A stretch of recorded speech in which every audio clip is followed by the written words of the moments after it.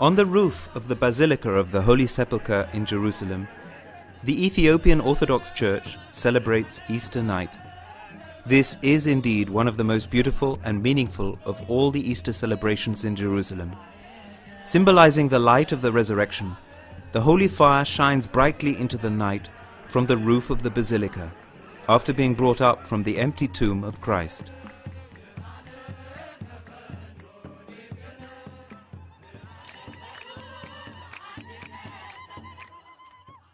The Ethiopian Orthodox Tewahedo Church, a title that refers to Christ's one united nature, is counted among the so-called Oriental and non-Chalcedonian churches. Ethiopian church, spiritual church, and has different songs, spiritual songs. Characterized by genuine devotion and a colorful variety of practices, the Ethiopian Orthodox Church is unique in retaining several Jewish customs, such as circumcision, adherence to dietary laws, and Sabbath observance on Saturday as well as Sunday, although more emphasis is laid upon Sunday. This is probably due to the fact that Christianity reached Ethiopia directly from Jerusalem in a form that was still strongly influenced by its Jewish roots. It also appears that Judaism was practiced by some Ethiopians even before Christianity arrived in their country. According to the Ethiopian tradition reported in the Kebre Negest book, the links between Ethiopia and the Holy Land go back to the times of King Solomon. Queen Makeda of Sheba is said to have visited King Solomon in Jerusalem, and later to have given birth to his son, Menelik. When Menelik grew up, he visited his father in Jerusalem and returned with the Ark of the Covenant, which he had obtained by subterfuge. From that time until the present, Judaism has been practiced in Ethiopia. It is said that the chapel of the tablet in the Church of Our Lady Mary of Zion in Aksum, Ethiopia, still houses the original Ark of the Covenant. St. John Chrysostom mentions that Ethiopians were present in the Holy City on the day of the first Pentecost. Ethiopian tradition affirms that the Holy Sepulchre was erected, at least in part, on a piece of land offered by King Solomon to the Queen of Sheba. This underlies the claim of the Ethiopian Church to the Ethiopian monastery of Deir Sultan on the basilica's roof, and formerly to the chapel of St. Eleanor, now the property of the Armenian Orthodox Church. The presence of Ethiopian monks and the existence of Ethiopian properties in Jerusalem can be traced in historical sources to the early Christian centuries, and continues throughout the times of the Muslim conquest, the Crusaders, and Salah ad-Din, and on up to the 14th and 15th centuries, when most of their properties in Jerusalem were lost. According to Ethiopian tradition, the royal official of Queen Candace, whose baptism by Philip the Evangelist is related in chapter 8 of the Acts of the Apostles, returned home and evangelized his people. However, Orthodox Christianity did not become the established church of the Ethiopian Aksumite kingdom until the reign of King Ezana, shortly after the Nicene Council in 325. This followed the conversion of Emperor Ezana by a Greek Syrian named Frumentius, who was later appointed Bishop of Ethiopia by Saint Athanasius, Patriarch of Alexandria. From then on until 1959, the Patriarch of all Africa, whose seat remained in Alexandria, always named an Egyptian Copt to be the Abuna, or Archbishop, of the Ethiopian Church. Around the year 480, 9 saints, fleeing persecution by Byzantium, in the wake of the Council of Chalcedon in 451, began missionary activities in Ethiopia. Monasteries quickly sprang up throughout the country. Liturgy, art, architecture flourished.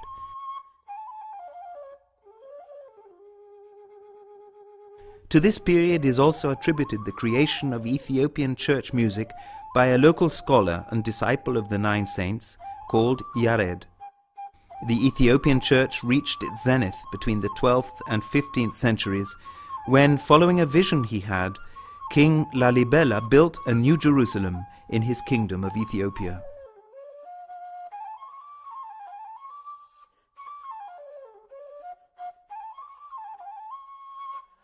after a period of struggle against the Sultanate of Adal, in which the Ethiopians received Portuguese help to oppose the advance of the Ottoman Empire, the Roman Catholic Church sent Jesuit missionaries such as João Núñez Barreto and André de Oviedo to gain the Ethiopian king's adherence to Rome. Emperor Susenyos made Roman Catholicism the state religion, but was met with heavy resistance from his subjects and had to abdicate in 1632. He gave the throne to his son, Fasildes, who promptly restored Ethiopian Orthodox Christianity as the official religion.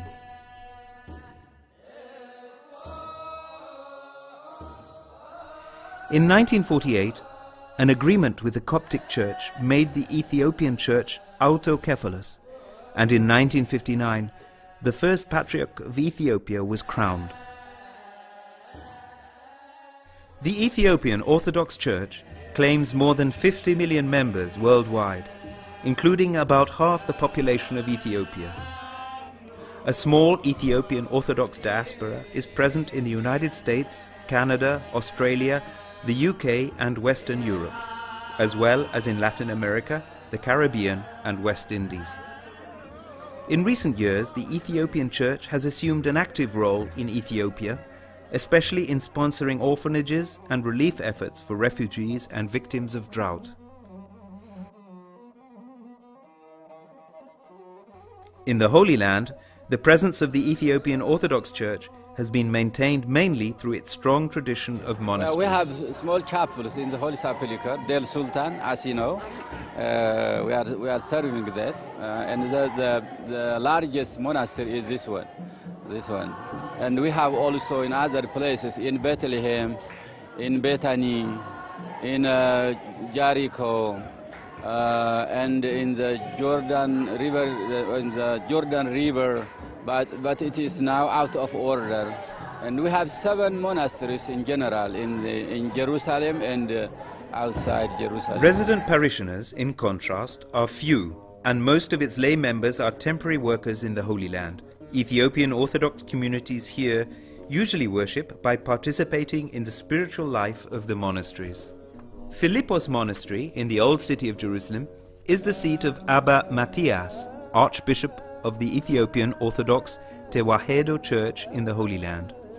Al-Azariah Monastery in Bethany hosts the older monks, priests and bishops who have given their lives to serve in the Holy Land and at the holy places. Typically, they wear colorful African garments over their monastic clothing. The oldest one is 97 years old. When asked to say a few words, all the monks are unanimous in saying, "We thank God for everything, that He has allowed us to get to our age. We served the Church all our life, and we are very happy here. We always pray for the peace of the world." The Church of St. Tekla Haimanot at the Al-Azariah Monastery is decorated with typical Ethiopian frescoes representing biblical scenes and saints, although the structure of this church is not at all typical. Normally, Ethiopian churches imitate the structure of Hebrew sanctuaries. They consist of a Holy of Holies, or Makdes, where a small reproduction of the Ark of the Covenant, or Tabot, is kept, and only priests may enter.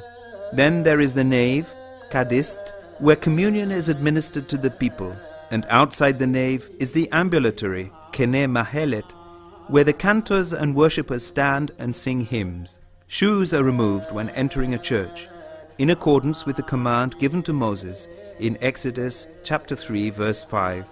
Deir Sultan Monastery, which means the place of the king, is located on the roof of the Basilica of the Holy Sepulchre in Jerusalem.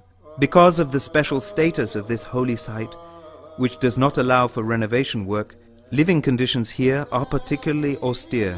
Between the small and rudimentary monastic cells, the monks talk after the evening prayer. In the refectory, below the cupola of the Holy Sepulchre, they share their evening meal, made out of typical African dishes. The monks of Deir Sultan officiate at the 2 Ethiopian Orthodox chapels in the Basilica. The upper one is dedicated to the Redeemer and to the 4 animals, representing the 4 evangelists, and the lower one to St. Michael the Archangel, protector of the Church. Richly ornamented books are used for the Vespers, which is mainly sung, as are all services. To help them stand throughout the long prayer services, the monks use the so-called prayer sticks, called mekwamia.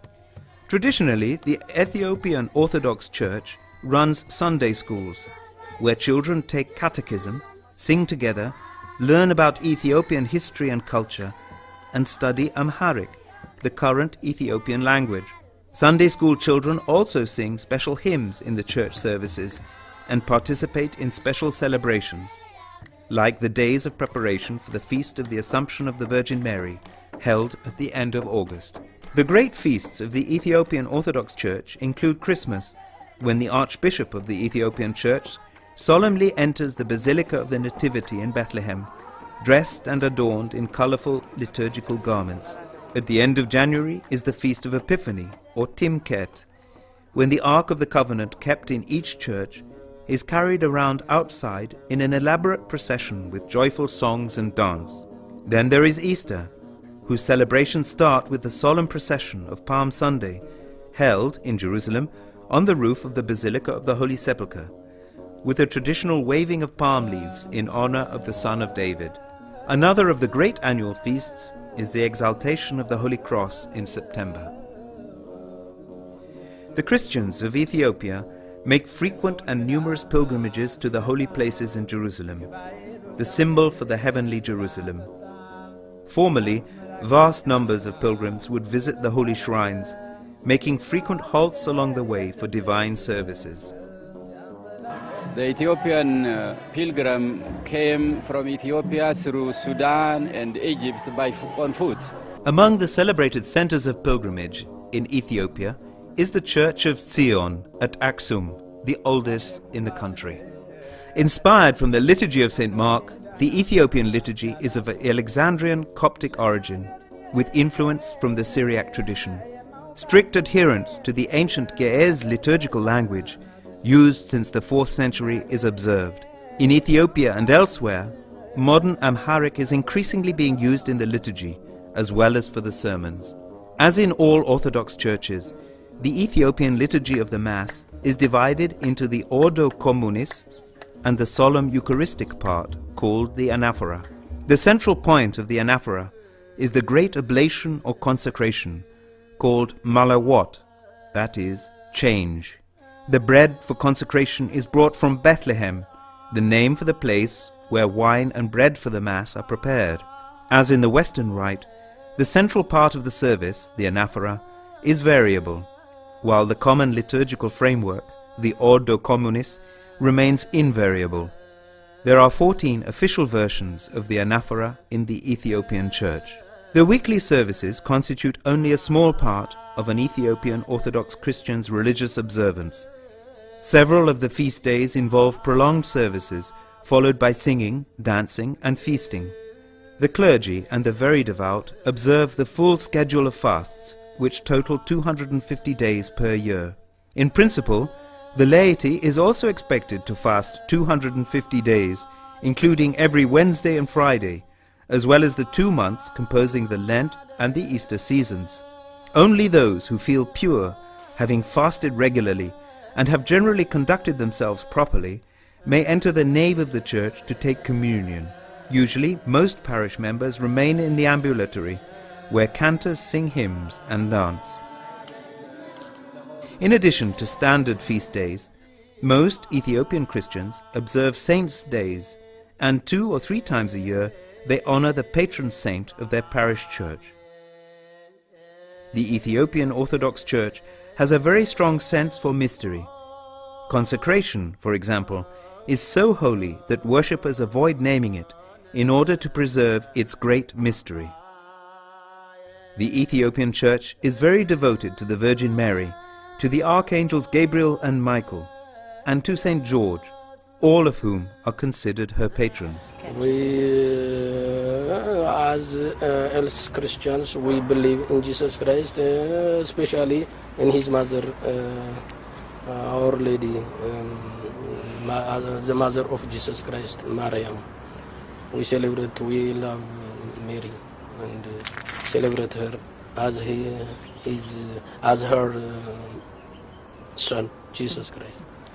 Mary, the Mother of God, has a very special place in Ethiopian devotion, as she holds the highest place after God, or Egsi Abiher in Amharic.